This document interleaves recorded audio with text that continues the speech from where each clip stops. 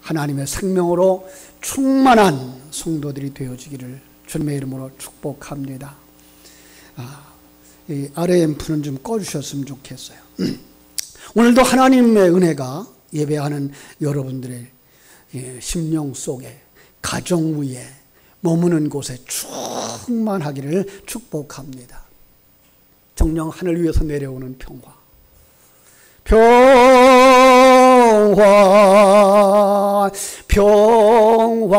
평화로다. 하늘 위에서 내려오네. 그 사랑의 물결이 영원토록 내 영혼을 덮으소서. 아멘. 사모하는 모든 이들의 심령 속에 하나님이 주시는 평강이, 하나님이 주시는 은혜가 충만하기를 주님의 이름으로 축복합니다. 지난주에는 우리가 어두움 가운데에서 빛으로 오신 하나님을 묵상하면서 무엇이 어둠이고 무엇이 빛인가를 함께 묵상했는데 기억하시는지 모르겠습니다. 하나님은 이 빛이 없는 시간과 공간 세계를 어둠이라고 정의한다라고 했습니다. 태양빛이 있어도, 전등빛이 있어도 그것을 어둠이라고 말씀하시는 그 이유는 바로 영적 세계를 드러내 보여주는 그림이기 때문에 그렇다는 것이었습니다. 그리고 빛의 세계, 하나님의 나라와 대조를 이루기 위해서 이 세상을 어둠이라고 말했고 하나님의 나라를 빛이라고 말했던 것을 우리는 기억합니다. 우리도 과거에는 이 어둠에 속한 자들이었죠. 그런데 우리를 빛의 존재로 만들어서 빛의 나라로 데려가시기 위해서 빛이신 성자 하나님이 우리 가운데 오심으로, 아니 내 안에 오심으로 성도들이 내가 예수를 믿는 사람이야 라고 말할 때 빛이신 예수 그리스도가 우리 안에 오므로 말미암아 우리는 세상의 빛이 되어졌고 빛의 자녀들이 되어졌다. 비록 우리가 아직도 이 세상에 살고 있지만 우리는 이제 완성되어진 그 빛의 세계를 향하여 달려나가고 있는 것이다 라고 했습니다. 그것들을 성경이 기록해서 우리에게 주셨어요. 그 성경을 기록한 목적을 제가 요한복음 20장 31절 인용해서 설명했는데 다시 한번 보겠습니다. 요한복음 20장 31절, 오직 이것을 기록함은 너희로 예수께서 하나님의 아들 그리스도임을 믿게 하려 하며 또 너희로 믿고 그 이름을 힘입어 생명을 얻게 하려 함이니라. 저는 이 말씀을 다시 묵상하면서 이 속에 또 다른 단어를 하나 발견하게 되는데 마지막 부분에 있습니다. 또 너희로 믿고 그 이름을 힘입어 생명을 얻게 하려 함이니라. 여기 생명을 얻는다는 단어에 관심을 가지고 과연 성도의 생명이 무엇인가 우리가 같이 묵상하면서 정말 우리가 생명 가진 자다운 삶, 그리고 그 생명으로 충만한 나라를 사모하면서 함께 나아가고자 하는 것입니다. 그렇습니다.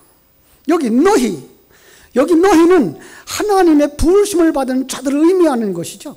믿는 자들을 의미하는 것이죠. 그 믿음이 생명을 얻는 것이 된다는 거예요.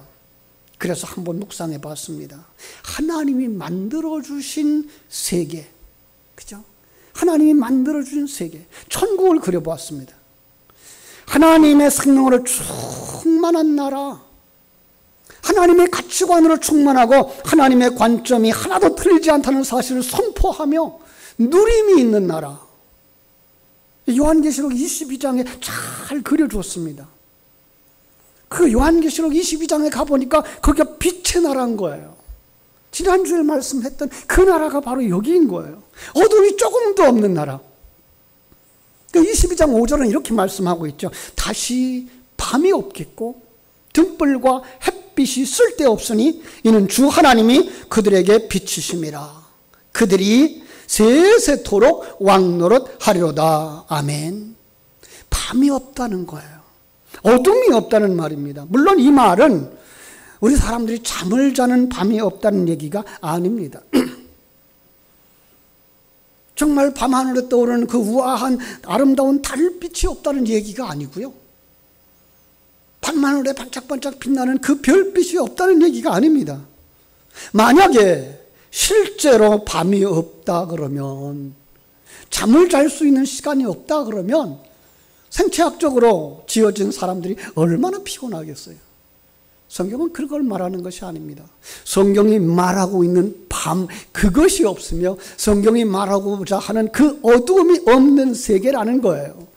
예를 들어서 참으로 이 땅에 살아가는 우리들이 질병이라고 하는 어둠 속에 살고 있지 않습니까? 지금 코로나19라고 하는 어둠, 그죠? 그것만 있나요? 크고 작은 병들, 암이라고 하는 것들, 죽음이라고 하는 것들, 근심 걱정이라고 하는 것들, 이것이 하나도 없는 나라, 거기가 천국이라는 거예요. 다시 한번 거기 봤어요. 22장 1절로 2절을 제가 읽어드릴게요. 또 그가 수정같이 맑은 생명수의 강을 내게 보이니 하나님과 곧 어린 양이 보좌로부터 나와서 길 가운데로 흐르더라. 강 좌우에 생명나무가 있어 12가지 열매를 맺되 달마다 그 열매를 맺고 그 나무 잎사귀는 만국을 치료하기 위하여 있더라. 여기 강조되고 있는 단어가 하나 있는데 그게 생명인 거예요. 수정같이 맑은 물이 흐르는데, 하나님의 보좌로부터 그 물이 흘러나와 흐르는데, 그죠? 그 물은 살리는 물이라, 생명수라는 거예요. 근데 그 생명수가 얼마나 풍성한지 강을 이루더라는 거죠. 그 생명의 물의 영향을 받아서 강 좌우에 나무가 열매를 맺어요. 그 나무를 이름하여 생명나무라. 이 생명나무에 어떤 열매가 맺겠습니까? 우리는 생각해 볼 수가 있습니다. 생명나무고 생명과가 열리겠죠. 그죠? 그 생명의 물이 흐르는 강의 좌우에 우곡백과가 물을 자랄 것이고 열매 맺을 것이고 열매 맺고, 그죠? 그 푸른 초장을 이룰 것이고 거기에 양떼가 덮일 것이고 아름다운 꽃들이 피어날 것이고 정말로 아름다운 세계가 펼쳐질 거예요. 그 아름다움의 모습을 이사야서 11장 6절로 9절이 참 멋있게 표현을 해놨더라고요. 이사야서 11장 6절로 9절인데요. 이리가 어린 양과 함께 살며 표범이 어린 염소와 함께 누우며 송아지와 어린 사자와 살찐 짐승이 함께 있어 어린 아이에게 이끌리며 암소와 곰이 함께 먹으며 그것들이 새끼가 함께 엎드리며 사자가 소처럼 풀을 먹을 것이며 젖먹는 아기가 독사의 구멍에서 장난하며 젖된 어린아이가 독사의 굴에 손을 넣을 것이라. 내 거룩한 산 모든 곳에서 해함도 없고 상함도 없을 것이니 이는 물이 바다를 덮음같이 여호와를 아는 지식이 세상에 충만할 것임이니라. 얼마나 아름다운지. 이것을 묵상하는 순간에 어린 시절 냇가에서 뛰어놀던 시절이 생각났어요. 냇가에서 그물 쪼가리 가지고서 물고기 잡아보겠다고 그저 텀벙거렸던, 그죠? 그뿐만 아니라 헤엄친다고 무더위 속에서 뛰어다니면서 물속에 텀벙거렸던 그 어린아이들의 천진난만함, 거기엔 뱀의 두려움도 없어요. 들짐승의 공격이나 피해를 전혀 염려하지도 않아도 돼요. 그런가 하면 오늘날 우리 학생들이 걱정하고 있는 시험 걱정, 성적의 문제 걱정할 게 하나도 없는 나라. 우리 어른들이 무거운 짐으로 다가오는 재산이 많고 적음에 대한 문제가 전혀 되지 않는 나라. 그래서 거기 뭐라 그래요? 해함도 없고 상함도 없을 것이니 이는 물이 바다를 덮음같이 여호와를 아는 지식이 충만한 것이라. 하나님의 은혜가 충만한 곳, 하나님의 생명 주신 곳, 하나님이 허락한 외모, 하나님이 허락하신 아름다움, 조화를 이루는 성격들. 그래서 정형수술을 할 이유가 하나도 없고, 그죠? 심리치료를 받을 이유가 없어. 기쁨과 생기가 충만한 나라, 영원한 나라, 거기가 천국입니다. 거기가 생명 있는 나라입니다. 사랑하는 여러분, 성도들은 이 나라를 사모하며 가는 사람들인 줄로 믿습니다. 그런데 안타까운 것은 우리가 살고 있는 이 세상을, 그것을 맛보지 못한다고 말씀하고 있어요. 그걸 뭐라 그래요? 생명을 잃어버린 세계. 또 다른 말로 지난주에 말씀했던 것처럼 어둠의 나라. 생명이 없다. 앞에서 말씀드린 그대로 질병이라는 어둠에 가득 덮여져 있어요. 성적이라는 어둠에 가득 덮여져 있어요. 죽음이 무섭고 두렵고 근심 걱정이 가득 되어지는 세계. 사단에게 미혹당하고 속아서 지금 가지고 있는 그 가치관이 정상인 줄 알고, 지금 가지고 있는 경쟁체제가 정상이라고 믿고, 그 속에서 남보다 더 나은 사람, 더 높은 자리에 올라가기 위해서 몸부림치는 삶을 생애 다 할 때까지 살아간다고요. 거기에 평안함이 없고 행복을 누리지 못하는 세계. 우리가 살고 있는 이 세계가 그렇다고 말하는 거예요. 생명이 없는 세계예요. 다른 말로 말하면 눈먼 세계, 소경들이 사는 세계, 감각이 없는 세계, 영적인 소통이 이루어지지 않는 세계.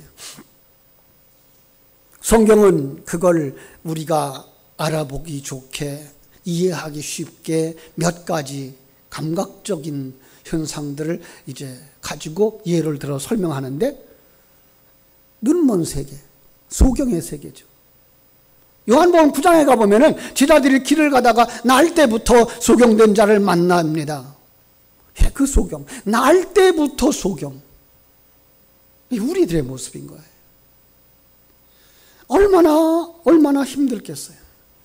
아니, 아무것도 보지 못하는 거예요. 어떤 것들은 그냥 추측할 뿐이죠. 이걸 계시의 도구로 삼아서 오늘날 이 땅에 살고 있는 사람들의 영적 실존을 가르쳐 주는 거예요. 영적 세계에 대한 이해가 전혀 없다는 거예요. 소경이기 때문에, 보지 못했기 때문에. 가끔 천국을 보았다고 하는 간증하는 분들의 간증을 들어보면 그들도 천국에 대한 이해가 없는 것들을 보게 됩니다. 천국에 가서 큰 집에 살고 작은 집에 살고 예수님 근처에 살고 변두리에 살고, 그래서 거기서 오는 희열과 거기서 오는 소외감. 여러분, 그런 나라는 천국이 아닙니다. 물론 거기에 키 큰 사람이 있을 것이고 작은 사람이 있을 것이고, 예, 큰 나무 있을 것이고 작은 나무 있을 것입니다. 그걸 전혀 부러워하지 않습니다. 왜요? 누가 만든 것이기 때문에? 하나님이 주신 지혜예요. 하나님이 주신 외모요. 그대로 만족하고 그대로 기쁨을 누리는 곳, 거기가 천국인 것입니다. 여러분, 영적인 눈이 열려지기를 주님의 이름으로 축복합니다. 그런가 하면 감각이 없는 세계, 영적 감각이 없는 이들, 예, 그걸 성경 속에서는 나환자, 한센병자라고 예를 들고 있습니다. 과거에 문둥병자라고 표기했었죠. 지금 이 땅에 살고 있는 나환자들만 지적하면서 그들이 저주받은 사람이야, 이런 의미 절대로 아닙니다. 이걸 그릇으로 사용하여서 우리들의 모습을 보여주고 있는 거예요. 그래서 나환자들의 특징을 가져오는 거죠. 감각이 없다는 거예요. 근동지방의 나환자들은 성 밖에 내쫓겼다는 거죠. 영적인 감각이 없는 존재들, 하나님의 성에 들어가지 못하는 존재들을 묘사하고 있는 것입니다. 이 세상에서 멀쩡하게 살아가고 있다고 말하지만 하나님에 대한 감각조차 없는 사람들. 아니, 성도들 가운데에서도 아직 이 단계에 이르지 못한 사람들이 있어요. 예수님을 모시고 산다, 예수님을 영접했다, 거듭났다라고 말하지만 그 하나님의 요구가 무엇인지도 알지 못하고, 아니, 그 하나님이 나와 함께 하고 있는 사실을 느끼지 못하고 누리지 못하는 자들, 그들을 향해 경고하는 거예요. 그렇게 살다가 너희들은 하나님의 성, 천국에 들어가지 못할 수 있다. 어떻게 해야 됩니까? 우리 하나님 앞에 더 가까이 나가야 되고 이 감각이 살아나기를 위해서 간절해야 되는 것이죠. 세 번째로 소통이 안 돼. 영적인 소통이 안 되는 세계. 신약 성경에서 예수님이 병든 자를 고치실 때 특징적인 몇 사람들이 있어요. 이제 소경이라든지 문둥병자라든지 혈루증 여인이라든지. 근데 그 중에 하나가 뭐예요? 중풍병자죠. 중풍병자가 저주받았다는 얘기 아니고요.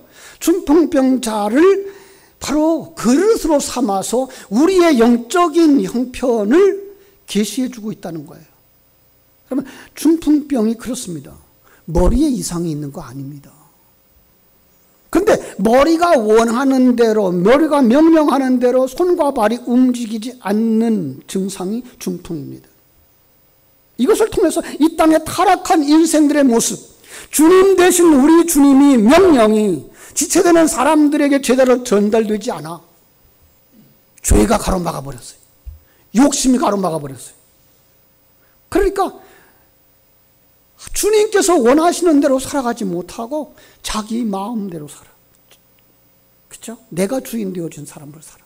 전에 자전거를 타고 이제 인천 생태공원 쪽으로 간 적이 많은데 그 자전거를 타다 보면은요, 그 운동하러 나오는 여러분들 계세요. 그분 가운데에는 중풍병 환자들이 참 많아요. 왜? 자꾸만 굳어져 가니까 운동을 하는 거예요. 근데 그 중엔 젊은 사람들도 있어요. 안타깝죠. 아마 그들도 머리로는 그럴 거예요. 정상으로 걷고 싶다고. 그런데 팔다리가 제대로 움직이지를 않아. 여러분, 이 모습을 보면서 우리 영적인 성도들의 영적인 모습이 그러한 것은 아닐까. 주님의 명령이, 주님의 사랑이, 주님의 생명이 전달되지 않아. 주님과 소통이 안 되는 사람. 그렇다면 큰일이다. 거기서부터 우리가 몸부림치는 그 환자들처럼 나올 수 있어야 되겠고 치료받아야 되겠다. 이러한 모습을 성경이 한데 모아놓은 거 있어요. 소경이고 또 문둥병자고 중풍병자들의 모습보다 더 극한 상황으로 하나 이렇게 그림을 딱 그려주셨는데 에스겔서입니다. 에스겔서 37장에 가보니까 이렇게 말씀하셨어요. 여호와께서 권능으로 내게 임하시고 그의 영으로 나를 데리고 가서 골짜기 가운데 두셨는데 거기 뼈가 가득하더라. 나를 그 뼈 사방으로 지나가게 하시기로 본즉 그 골짜기 지면에 뼈가 심이 많고 아주 말랐더라. 마른 뼈예요. 소경 정도가 아니고 그냥 죽은 정도가 아니고 아주 심해. 생명과 거리가 먼 모습, 감각이 없는 정도가 아니고, 그죠? 뭐 눈을 가지고 보지 못하는 거나, 그죠? 중풍 환자 정도가 아니라 죽었어. 얼마나 오래됐는지 핏줄도 안 보여. 근육도 안 보여. 살가죽도 안 보여.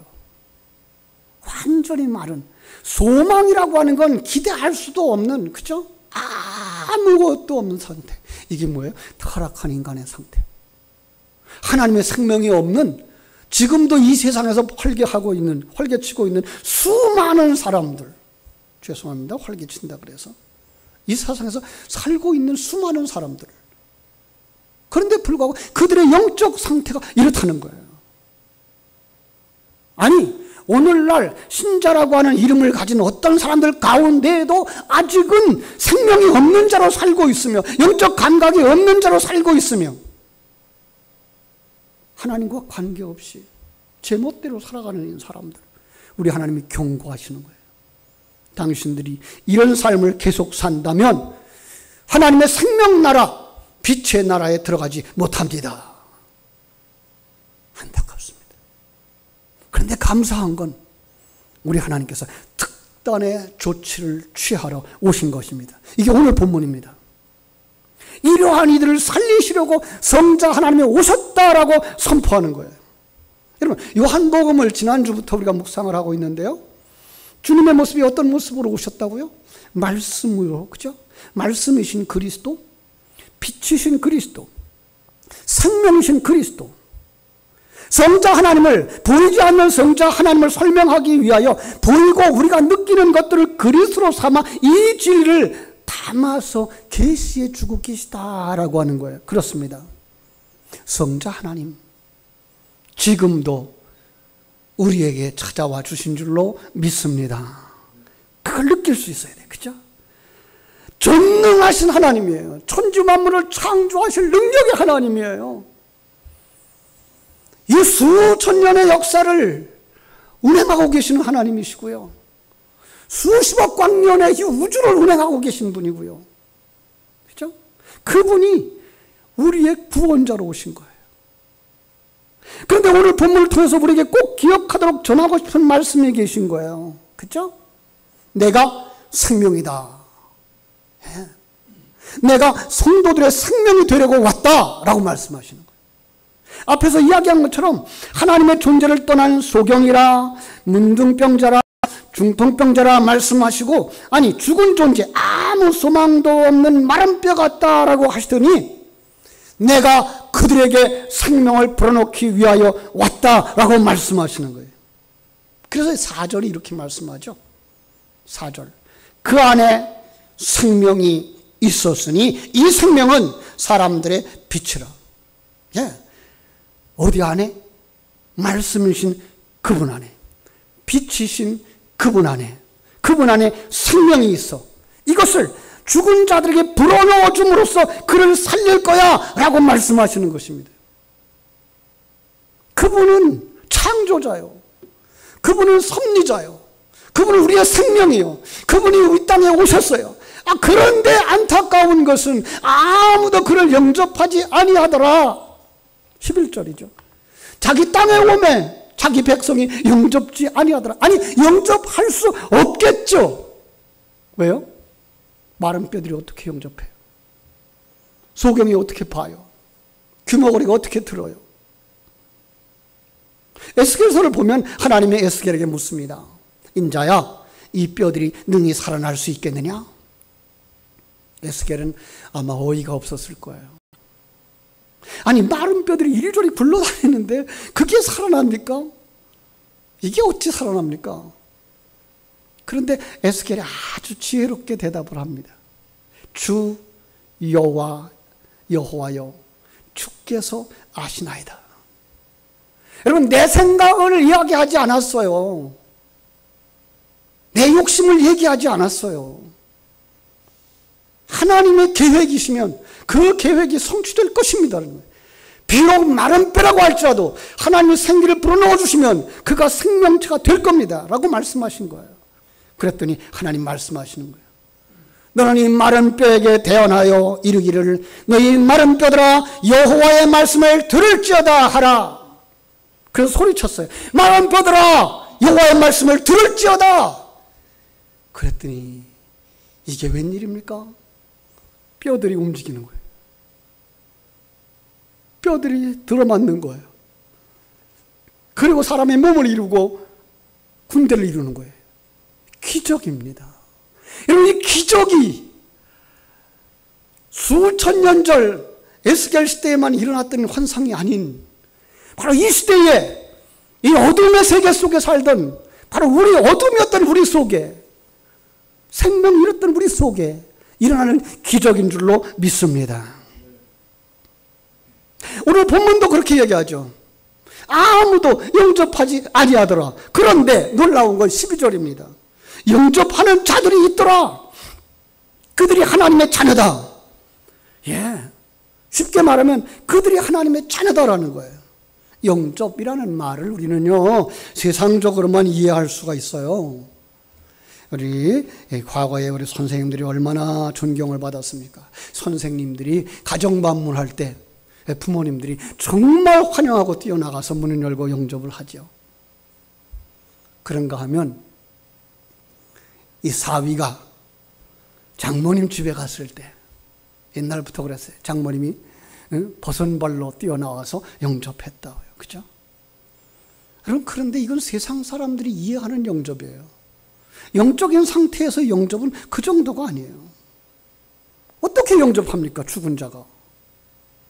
그래서 믿음의 시작을 하나님의 생명이 우리 가운데 들어오는 것부터 시작된다 이렇게 말씀하시면서 믿음은 들음에서 난다라고 말씀하신 거예요. 로마서 10장 17절 아닙니까?